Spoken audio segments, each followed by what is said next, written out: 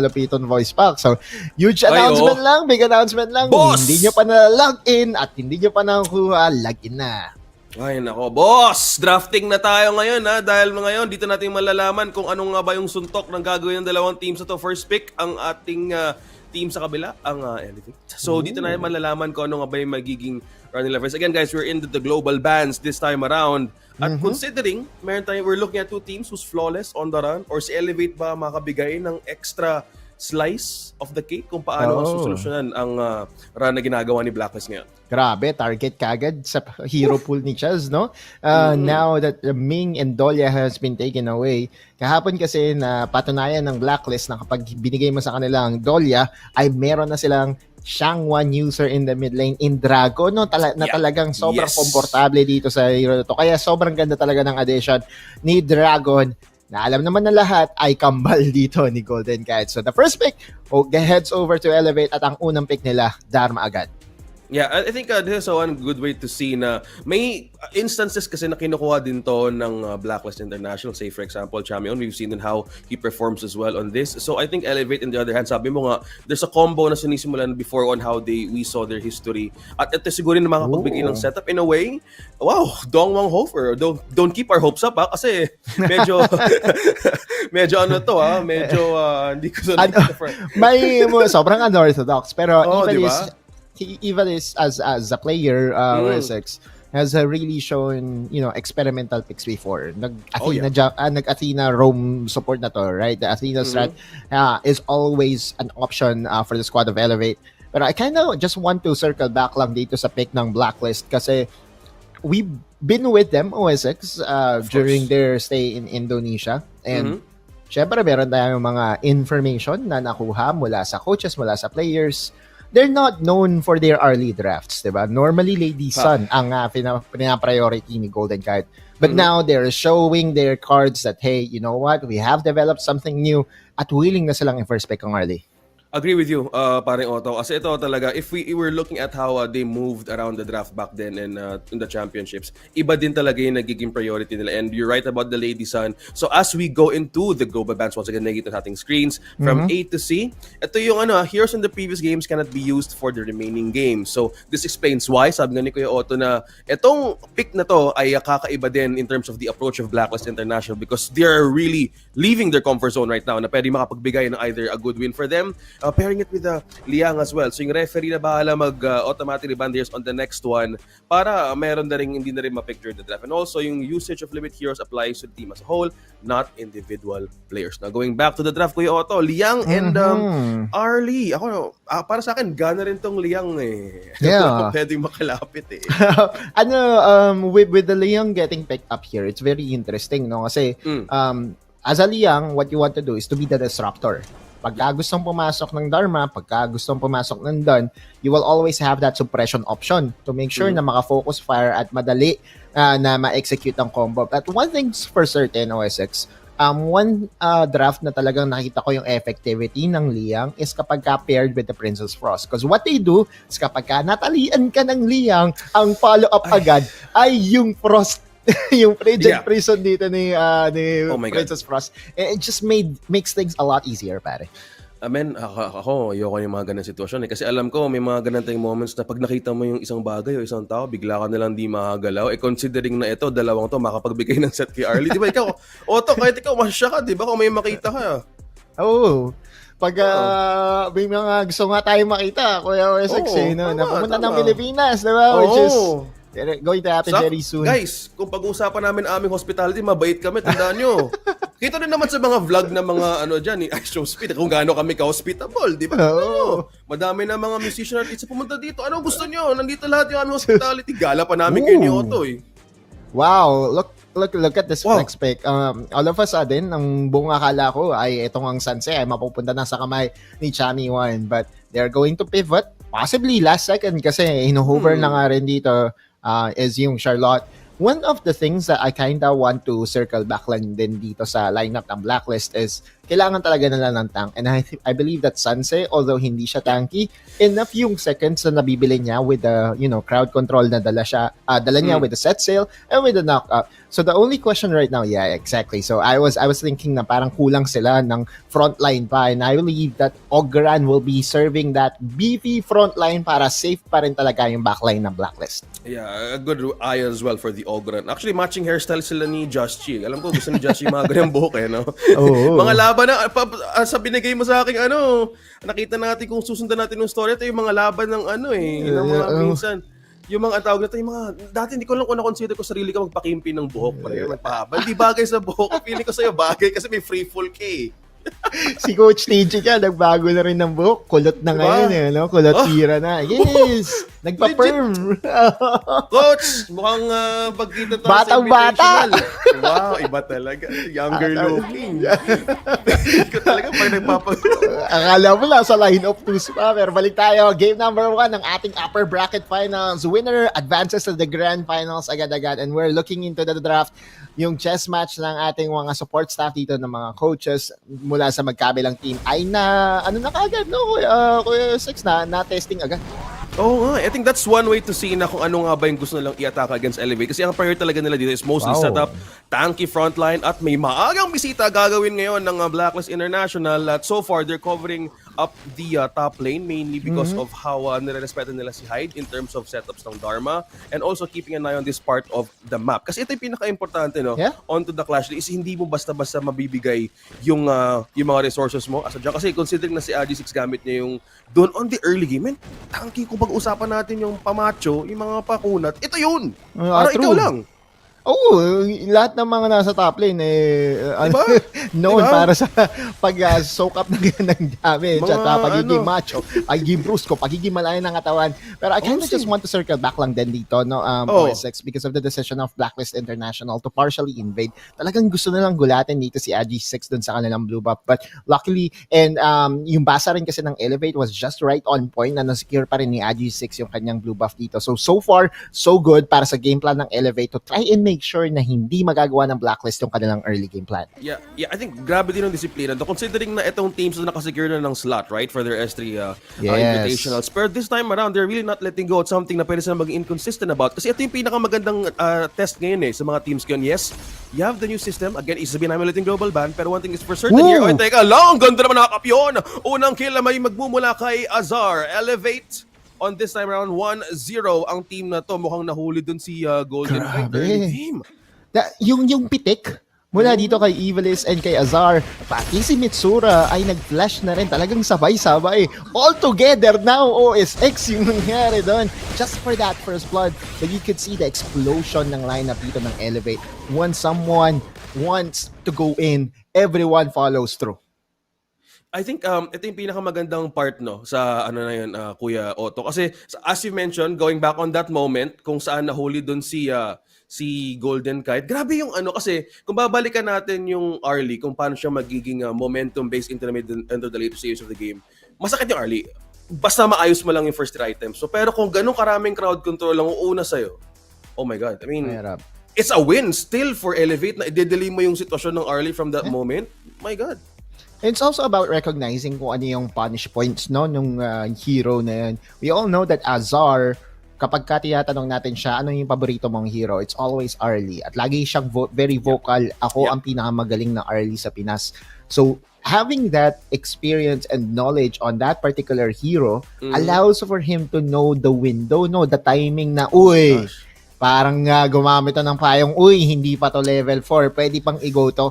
And we're talking about one of the best playmakers then in the country, Evilis. History-wise, OSX, isa siya sa mga na-import din sa Indonesia. Hindi siya umabot doon sa, sa punto na meet natin siya doon sa Jakarta. But he was a player for Talon. And kapag ikaw ay isang player na na-import, isa lang ibig sabihin yan, Kuya OSX, magaling ka. Magaling ka, pogi ka, tapos madami mag-PPM sa'yo. Kasi kung isipin mo rin, turuan mo naman kami kung paano maging malupit agad. Kasi if you recognize the expertise and experience of this player alone, tama ka, Kuya Otto. Kasi kung isipin mo, para ka tumitingin sa salamin nun Ako yan ako isipin, ako yan Kung hindi ko alam kung saan ako papaon, di ba tinawag ganun, Yan. Ganun lang yan, man. Ganyan ka tumingin sa salamin. Isipin mo, salamin. kaya ko ba to harapin? Kasi kung ito ang pinik ng Blacklist International, siguraduhin nyo kaya nung higitan yung part na experienceado to, man. Like, kaya ba? Yung doon. Pero, naano ko nga, getting that first blood though, kailangan nila mabalik. Yeah, statement. Correct. It's a statement by Elevate that, hey, you know what? You're going to play with fire. You're going to play something na we know that you're still trying to develop as a team, diba? Alam nila yan, diba? For sure, 100% that looking back into the drafts of Blacklist International, Arlie wasn't really in at the top of their priority. Binaban nga nila yan eh. But right now, it being shown and Azar knowing yung matchups all too well, he knew that the perfect, I'm not saying counter, diba? But, to lane against Arlie, the Renji will have enough damage and will have enough oomph, no, to get that upper hand. And so far in that first blood, matutulungan talaga yung pag-scale up dito ng one of the scariest late game heroes that we have in the game. Yeah, I consider it a god tier level once yung kamay ng isang tao sa isang early ma-master yung hero na yun. Man, it's deadly to think. Pero napaisip na din ako was it kasi babalik ko yung word na sabi mo na, ano ba to? Bakit not considered for the ban? It was too open. Again, yung magic ng global ban as we speak about it, parang you can really open up something kasi in the next game na gusto mong bawian to, pwede kang pumili ng something to counter. And to think na yung Renji could actually be the source of maybe early game getaway or safety dahil nga merong immunity siya for that. So I think ito lang kailangan sa kanya ng Elevate since they have the upper hand kasi kung mga ganong klaseng first blood, sige, mababawi ng konti, pero kung isipin ng Blacklist kung paano makakabawi agad, I think that's one of the things na they shine that we saw again sa back in Jakarta. Yung how they adjust on the fly. So kailangan nila solusyonan doon kung paano bibigay ulit yung momentum kay Golden Kite. That's true. 2 minutes and 30 pa lang naman. It's very early in the game, diba? Ang dami pang pwedeng mangyari. And again, one team fight can really swing the game very, very hard. But let's face it, you look at that first blood, isang kill pa lang yun, pero we are now facing a 1k advantage to the side of Elevate.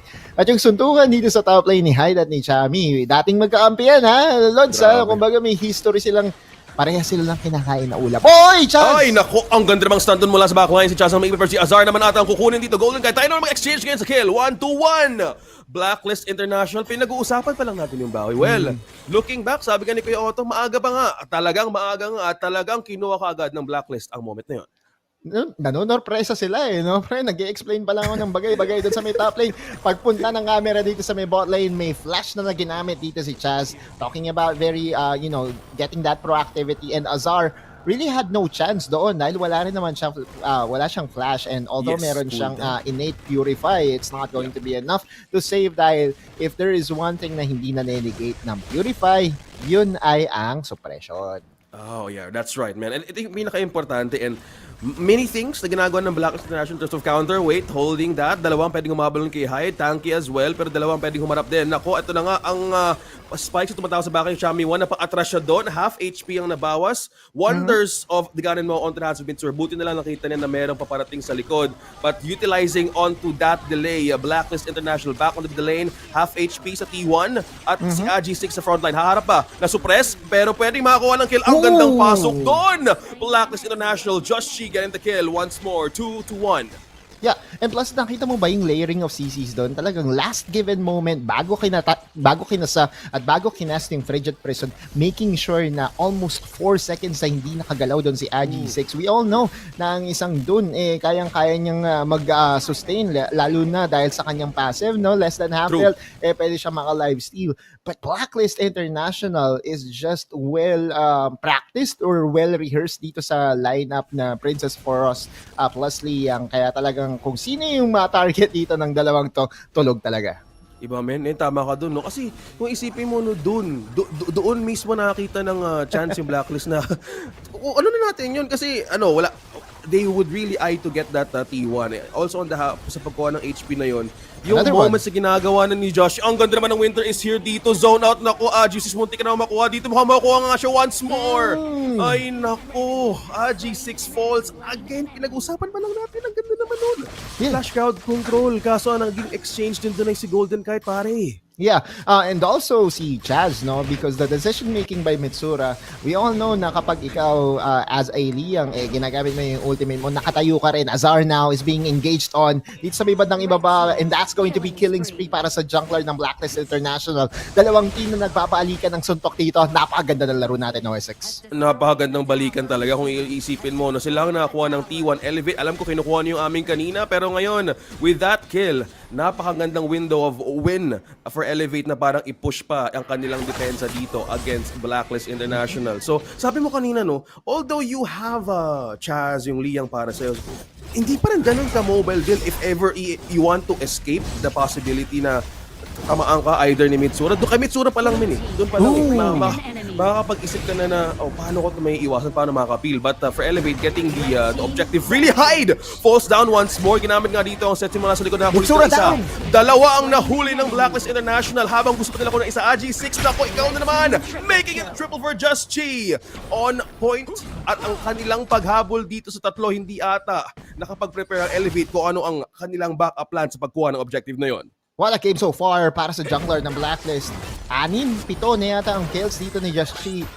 You know, making his presence felt. Yung fingerprints niya is all over the game right now, and magandang simula talaga to, especially on an Ogra na kapag ka nagiging ahead, you know, serves as two things. Damage dealer plus tank. And so, kapag ka nakita natin yung items dito, may mapapansin natin for sure kung ano na ang naiipon dito ni Just Chi. Chami also was able to get himself yung kanyang clickable item, which is yung additional stun. Yep. Yeah, looking at the scoreboard right now, look at the kills. Lahat naka-follow kay Just Chi. 6 yung kills niya, 6.1k, and is definitely ahead in terms of gold matchup sa kanyang counterpart. Grabe ka naman, Just Chi. Ibang klase ka talaga magpapogi. Pre, magturo ka naman ng konting hairstyle tip sa amin kasi kada pasok mo ng path of passing no? Ang ganda ng hangin sa sa buhok, pre. Konting naman dyan. Kasi leading the pack, even though we're taking this a bit of a konting joke dito, pero yung with the build-up ngayon na ginawa ng Blacklist International, how do you find solution sa backline nyo? Kasi nahihirapan din si Hyde makahanap ng magandang pwesto dito in terms of getting the backline entry sa Blacklist pa lang. Yeah, that's true. It's now starting to become a story of how far Just Chi can carry itong lineup ng Blacklist International. Elevate is going for a trade, and in terms of tempo, mas nauna sila dito at pwede nilang mapasabog ang high ground ng Blacklist. Ang bilis. The tower. At the third tower ngayon sa Blacklist International pwede makuha. Ginamit ng Winter Ace here. Kaso nga lang half HP ang nakuha dito mula kay Dragon. Pero sinubukan talaga niyang i-hold as much as possible para makakuha ng oras ang Blacklist International taas para makabasag. Si Hyde ang nag-iisa dito though. Kaya ba nadbantayan? Kaso hindi ata din naabot. Sinubukan din bumasag ng Blacklist International. G6 nakakuha din ng pwesto. Pero hindi pa rin iniiwan yung yung bottom lane. Half HP on the third turret dito sa Blacklist International space at mukhang makukuha talaga successfully ng Elevate ang depensa dito. So meron ng super minions na pwede mag-push dito sa baba. They'll remain untouched pa rin pala. Yung bottom lane, pre, yung Elevate. Sumugal ang Blacklist International. They went for a 2v1 doon sa may bandang itaas in where si Chami hindi nagpapakita. We call that play the shadow play, no? Yung gamble na yun did not pay off dahil available pa rin ang flash dito ni Hyde. Had it been na napatay nila si Hyde, they could have taken the high ground tower on the top lane. The punishment by Elevate was recognizing the fact na meron silang numbers advantage sa bandang ibaba, diretso na lang sila sa high ground tower. All of a sudden, Blacklist International is on the deficit. Yeah, grabe yung pagbasa dito macro-wise Elevate. Meanwhile, Sanse at nakuha na magandang pick-off dito. Mitsura, wala na makapabigyan na build dito. Mukhang suppressed ang isang member dito ng Elevate at nakuha na rin si AG6. 2 heroes down at kailangan na talaga mag-buy time ang Blacklist International dito sa nagawang push ng Elevate mula sa baba.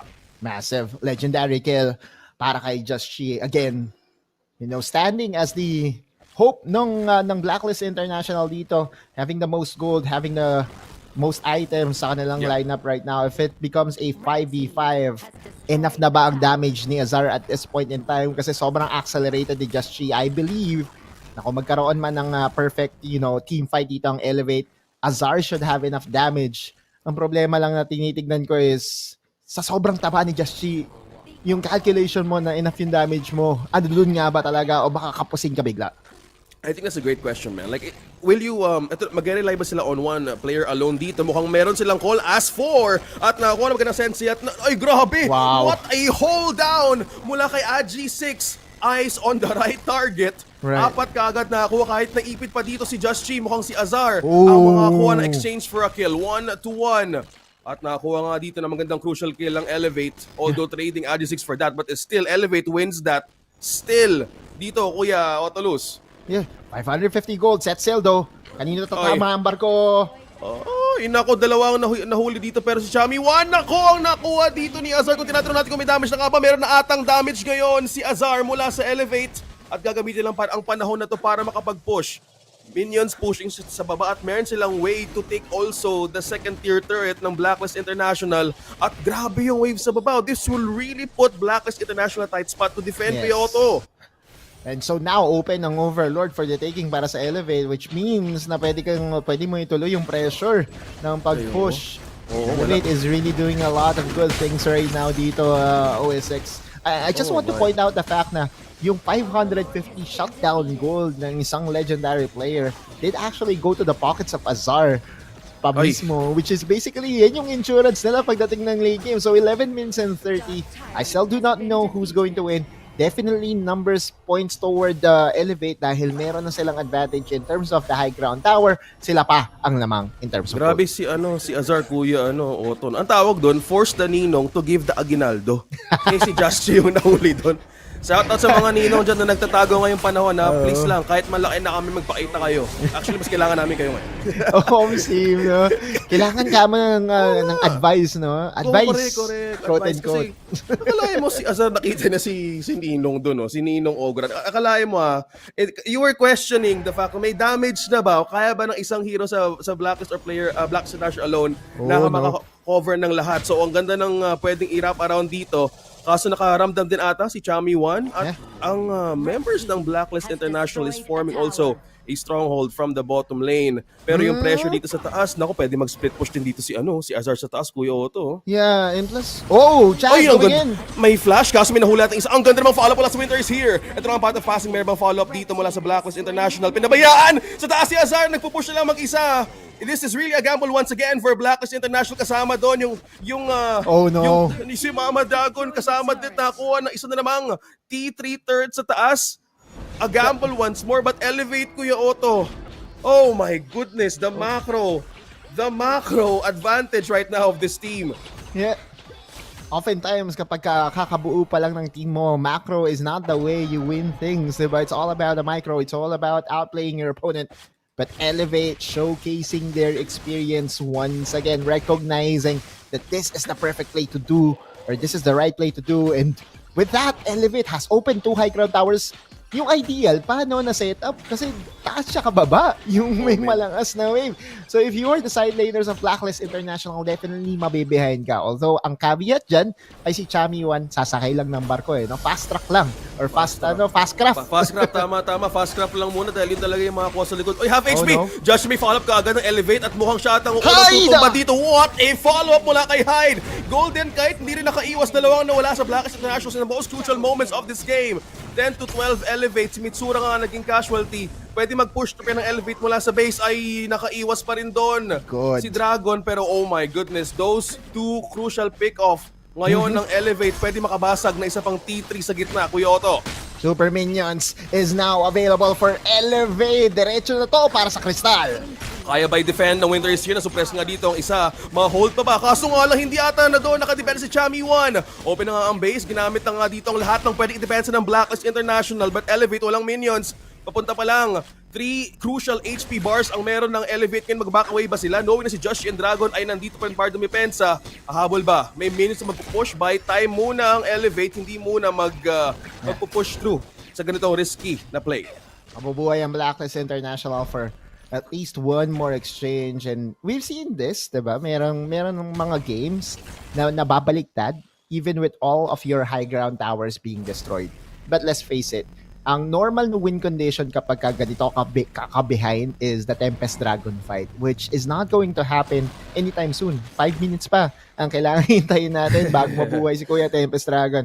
So if you're Elevate, You just have to go back and make sure na i-pressure. Actually, kapag ganito yung sitwasyon, the question for Elevate is ano yung priority nila? Is it going to be the Overlord or Tyrant? Me personally, I would prefer the Tyrant kasi iba ang pushing power na meron ka kapag Elite Super Minions ka. And to me, parang mas malakas pa nga yung combination ng Elite Super Minions na tatlo kesa yung sa Mama Dragon plus Dragon combination. Men, agree ako sa'yo. Bakit? Kasi kahit nasa ganito akong sitwasyon before eh. Yung Tempest Dragon makuha mo, pero wala kang third na kalbo ka na, ang hirap depensa. Josh G, mukhang shot ang hindi ata papauwiin dito. Ginamit ang Blood Rage, ginamit ang lahat ng pwede depensa. Hindi ata kakayanin, pero may follow-up sa likod si Chami 1. Kaya mo maka-follow-up ng setup dito sa International. Chami 1 falls! Tatlo lang nawala si Dragon nila, nag-iisa, inahabol na rin siya. 4, nahuli na rin. At hindi na talaga pinalagpas. Habang may minutes na nagpupush sa gitna, ang Elevate maximizing the moment, wala nang binigay na objective at ang game number 1 ay mapupunta sa Elevate. Statement game! Blacklist International, we all know their experience, their chemistry advantage against Elevate. Pero Elevate against all odds is saying na itong upper bracket finals na to is not going to be an easy one for Blacklist. Elevate takes G1 in a very convincing fashion. Grabe man, actually kung isipin mo, no, yung comeback, ewan ko napanood ko kasi yung mga ganyang sitwasyon sa either sa pro scene or sa mga laban natin dyan, na dahan-dahan kinukuha yung high ground mo, yung T3 sa taas tsaka sa baba. And because they know the prowess kasi of Blacklist in terms of team fight. So what better way to push them out is to a great macro tactic na doon sila mapapalabas, which was the condition kanina na hindi na nakalabas doon si Josh on the few moments of that game. Yeah. There's now an ongoing development din about Ogran. It's not as strong as, the Ogran that we used to fear before. Marami ng nerf na tanggap din yung hero na yan, and not just the nerf. We are also talking about, a couple of things to consider. In terms of damage kasi very balanced din ang damage profile dito ng Elevate. They do have huge amount of physical damage coming in from Azar, which basically is the MVP ng laro natin. And why not? Diba? Hindi natin nakikita ang Derenji na mag-pop off. Only kapag hawak ni Azar at nabigyan siya ng magandang setup na makakagawa siya ng enough plays and the macro, yung decision ng pag-push ng high ground towers, that's something that needs to be corrected, and it starts with Coach TG. Correct. And actually, nakikita ko na si Derenji ko, may nare-report ako eh. Kasi kung isipin mo din, no? Si Judge D. Judge D ang tawag sa kanya ng mga kalaro natin. Kasi siya daw ang nanghuhusga kung ikaw ay mababan o hindi. Grabe si Derenji, no, suma-sideline as Judge D. Kasi kung isipin mo, babalikan ko lang yung dahil nga gumawa ko ng joke na to, dahil sabi nga ni Coyote, we rarely kind of see either Derenji popping off, being chosen, pero sa sitwasyon ngayon ng bagong sistema ng drafting, global ban, sabihin ko ulit, it's a different taste of like an approach. And considering na sinabi nga namin dito na this is a statement of a game number 1 na gawin mo against Blacklist International. Again, they remained flawless in the run in the best of 5. So kung babalikan natin yung replay, these were the moments that they were trying to amp up. Dito, dahan-dahang nakakuha ng kill si Josh Chi, Kuya Otto. Yeah. Lahat ng gold na funnel sa kanya. And again, hindi rin siya ideal eh. No? You want your gold onto your carries. Golden Kite, hindi talaga siya nakahinga dito because every single time na magkaroon ng opportunity ang Elevate, he was being targeted. But basically what really happened was, the series of decision na meron dito ang Elevate or actually Blacklist, no, na hindi mag-back, hindi respetuhin yung pushing power dito ng Elevate. And those gamble, we highlighted the fact na yung mga sugal na yan, it's a 50-50. Kaso kasi yung risk na you put out for the reward, sobrang baba, and I really think that needs to be cleaned here by Blacklist. Agree, man. Agree. Kasi kung isipin mo din, it's mostly, actually parang gamble din talaga yung na ginagawa nila in terms of the macro play that